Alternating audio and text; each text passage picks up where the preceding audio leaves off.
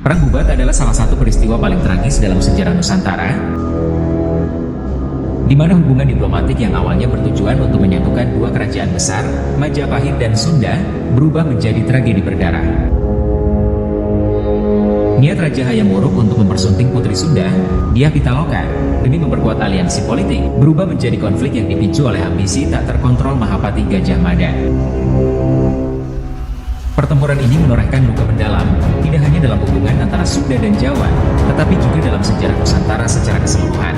Perang Bubat bukan hanya sekadar bentrokan kekuasaan antara dua kerajaan, tetapi juga simbol penghinaan, kehilangan kehormatan, dan ambisi pribadi yang memecah belah tatanan politik.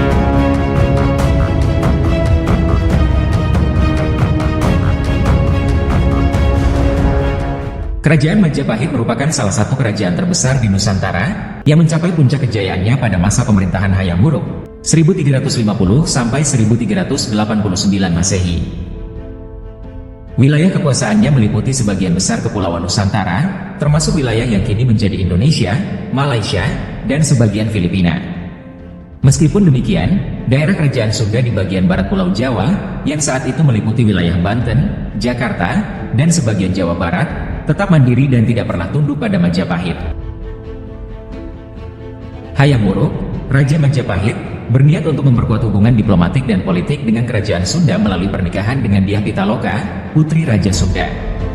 Pernikahan ini diharapkan menjadi simbol aliansi dan perdamaian antara kedua kerajaan besar tersebut. Hayam Wuruk mengirimkan lamaran resmi, dan Raja Sunda, Linggabuana, menerima lamaran itu. Rombongan dari Sunda kemudian berangkat ke Majapahit untuk melangsungkan pernikahan. Gajah Mada, Mahapati Majapahit, yang terkenal dengan Sumpah Palapanya, menafsirkan pernikahan ini bukan sebagai aliansi, melainkan sebagai bentuk pengakuan kekuasaan Majapahit atas Sunda.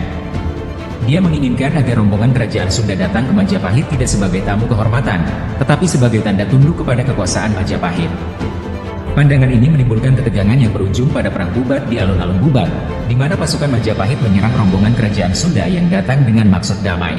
Penolakan kerajaan Sunda untuk tunduk kepada Majapahit ditafsirkan sebagai penghinaan oleh Gajah Mada. Serangan pasukan Majapahit terhadap rombongan pengantin dari Sunda dianggap sebagai bentuk penghinaan besar bagi kerajaan Sunda, karena mereka datang dengan niat baik, bukan sebagai musuh. Peristiwa ini menciptakan luka mendalam dalam hubungan antara kedua kerajaan. Dalam pertempuran yang tidak seimbang itu, pasukan Sunda yang jumlahnya jauh lebih kecil dibandingkan pasukan Majapahit akhirnya hancur. Raja Linggabuana dan sebagian besar pasukannya tewas dalam pertempuran. Kematian mereka dianggap sebagai pembelaan terhadap kehormatan kerajaan Sunda. Setelah menyaksikan kekalahan dan kematian ayahnya serta seluruh rombongan Sunda, Dyah Pitaloka memilih untuk melakukan bela mati atau bunuh diri demi menjaga kehormatan keluarganya. Bunuh diri ini dilakukan sebagai bentuk protes atas penghinaan dan ketidakadilan yang dialami keluarganya, serta sebagai simbol bahwa mereka tidak akan tunduk pada kekuasaan Majapahit. Peristiwa Perang Bubat diceritakan dalam karya sastra Kidung Sunda dari perspektif Majapahit. Dalam kidung ini, Gajah Mada digambarkan sebagai tokoh utama yang bertanggung jawab atas terjadinya tragedi tersebut. Kidung ini mencerminkan pandangan bahwa peristiwa ini bukanlah perang biasa, tetapi tragedi besar yang melibatkan konflik kehormatan antara dua kerajaan. Sejarawan dan penulis Polnisha Munoz dalam bukunya Early Kingdoms of the Indonesian Archipelago and the Malay Peninsula menyoroti bahwa Perang Bubat adalah akibat dari ambisi politik Gajah Mada yang berusaha menyatukan Nusantara di bawah kekuasaan Majapahit. Menurut Munoz, niat baik Hayam Wuruk dalam mempererat hubungan melalui pernikahan dirusak oleh ambisi pribadi Gajah Mada yang memaksa tunduknya Sunda. Agus Aris Munandar, seorang arkeolog, juga berpendapat bahwa Perang Bubat adalah konflik yang diwarnai oleh kebanggaan kerajaan dan kesalahpahaman diplomatik. Menurut Munandar, Gajah Mada melanggar norma-norma politik dengan merendahkan martabat kerajaan Sunda yang datang dengan maksud damai. Hal ini menunjukkan bahwa ambisi politik seringkali mengorbankan hubungan antar kerajaan. Sumpah Palapa yang diucapkan oleh Gajah Mada berisi janji untuk tidak menikmati kesenangan sebelum menyatukan Nusantara di bawah Majapahit.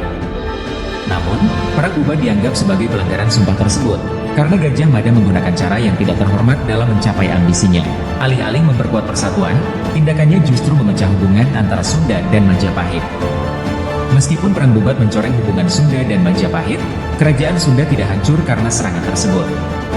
Kerajaan Sunda tetap berdiri kuat hingga abad ke-16, namun akhirnya runtuh bukan karena Majapahit, melainkan akibat persaingan internal dan ancaman dari Kesultanan Banten yang muncul sebagai kekuatan baru di wilayah barat Pulau Jawa. Perang Bubat menimbulkan dendam dan ketegangan budaya yang mendalam antara masyarakat Sunda dan Jawa. Hubungan antara kedua etnis ini menjadi tegang selama berabad-abad, dan dalam beberapa aspek, ketegangan tersebut masih terasa hingga hari ini. Masyarakat Sunda menganggap peristiwa ini sebagai penghinaan yang tak terlupakan, sedangkan dalam tradisi Jawa, Perang Bubat seringkali dilihat dari sudut pandang yang lebih diplomatis dan politis. Perang Bubat memberikan pelajaran moral yang berharga tentang bagaimana ambisi politik dan kesalahpahaman dapat menghancurkan hubungan yang seharusnya bisa dibangun melalui perdamaian. Peristiwa ini mengingatkan kita tentang pentingnya diplomasi yang tulus dan kehormatan dalam menjaga hubungan antar bangsa atau kelompok. Sifat keserakahan dan ambisi buta, seperti yang ditunjukkan oleh Gajah Mada, hanya akan menyebabkan kehancuran dan penderitaan. Perang Bubat juga mengingatkan kita bahwa kekuatan harus disertai dengan kebijaksanaan. Dalam konteks modern, peristiwa ini mengajarkan nilai-nilai seperti saling menghormati, menjaga kehormatan, dan tidak membiarkan ambisi politik mengorbankan hubungan manusia yang lebih besar dan berharga.